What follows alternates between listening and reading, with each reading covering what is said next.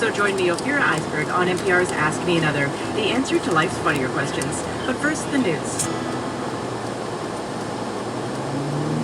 Live from NPR News, I'm Barbara Klein. Americans are remembering civil rights icon and Congressman John Lewis, who's died at the age of 80 after being diagnosed with pancreatic cancer.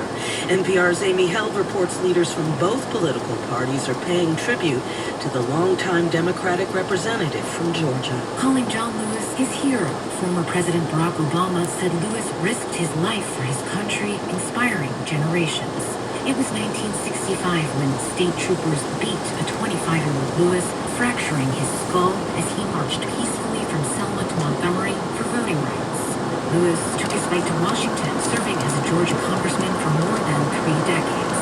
Telling NPR in 2013, the vote remains our most powerful nonviolent instrument. I do feel a major responsibility to do my part in the effort to protect the right of all of us to participate in the democratic process. House Minority Leader Kevin McCarthy said Lewis endured what would have broken others and made us a better nation. Amy Held, NPR News. California's governor has issued new rules that could keep public school campuses across the state closed this fall.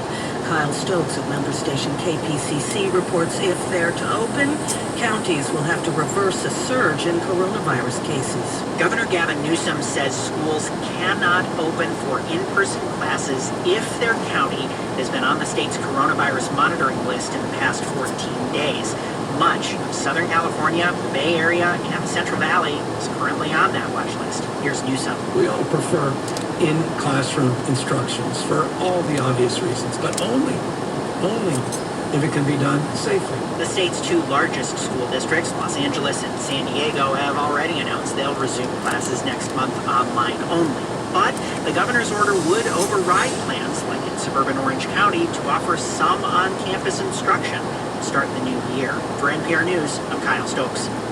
European Union leaders are in Brussels negotiating behind face masks a highly controversial stimulus package for post-coronavirus recovery. Terry Schultz reports one of the fundamental questions is whether hard-hit countries like Spain and Italy should have to pay back the assistance. All EU governments are in favor of helping the poorer countries whose health systems and now business and tourism sectors have been devastated by the pandemic. But the frugal 4, the Netherlands, Austria, Denmark, and Sweden, say their taxpayers shouldn't have to pick up the bill. They want money to be loaned and paid back. And in the case of the Dutch government in particular, it wants the power to reject giving the help if economic reforms are not being carried out too. The mood is skeptical as to whether there will be an agreement this weekend. Terry Schultz in Brussels. This is NPR News.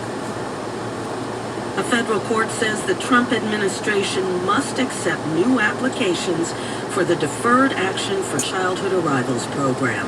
New applications had not been accepted since the Supreme Court ruled the Trump administration improperly ended the program, which protected DACA for now. A new study concludes that African countries should continue to provide children with routine vaccinations, even though they could expose more people to the coronavirus. The study was published